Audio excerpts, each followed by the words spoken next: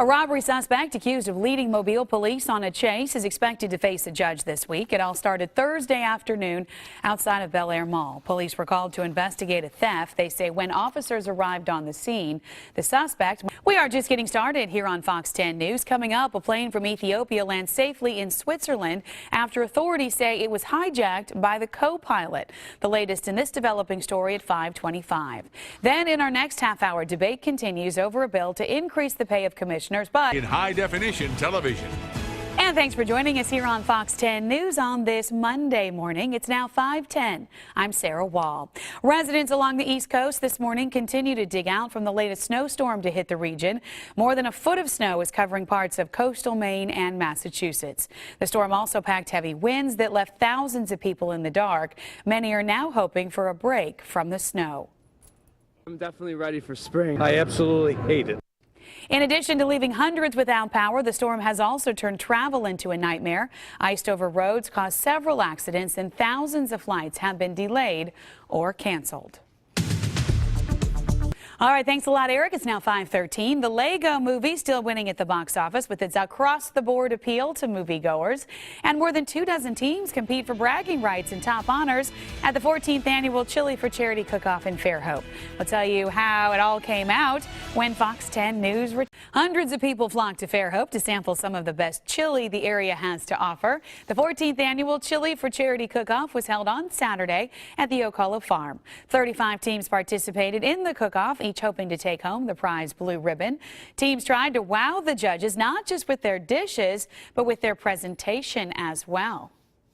It's 94.73% pure. When you use the best ingredients and the best cooking methods, it comes out in the mix every time. It's the best. The top prize went to the Boy Scout Troop 70. Rounding out the top three were Bayside Academy Girls Service Club and Winsel's Oyster House from Fairhope.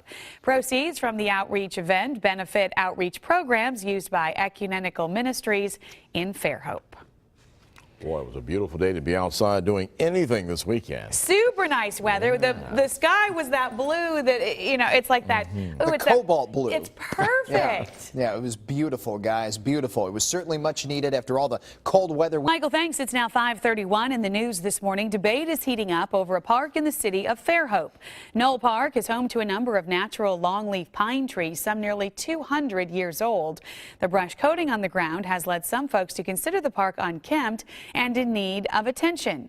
Officials say it's part of how they keep the ecosystem healthy so the trees can continue to thrive. It's more of just a lack of understanding that people just don't know what's going on, that they see what they might view as an unkempt park, but they don't really realize that it's part of a process, that we are in fact trying to create something that is really unique. The city is considering adding some potted flowers around the perimeter of the park as a compromise. Legislators from Baldwin County are drafting a bill that would give commissioners a pay raise, but it may not be as much as first thought. You may remember earlier this month, county commissioners approved a request to ask for a salary increase. It would go from $32,000 to $65,000 a year. Legislators are considering basing the commissioner's pay on a 4-year average of the median household income, which is about $50,000. Commissioners we spoke to say they support the idea. Whatever they decide, it's fine. It's the legislature's responsibility. And whatever they come up with, I'm sure it's going to be fine with all the commission. I know that we all enjoy the job that we do, and whatever the legislature decides to come up with is appreciated, and I'm sure it will be appropriate. If approved, the commissioner's salary would be set every 4 years by the Legislative Fiscal Office. We could find out. Many people use the internet to find the right apartment or house, but unfortunately, others are looking too. They're looking to score your money. Fox 10 News is exposing online rental schemes cropping up in Baldwin County.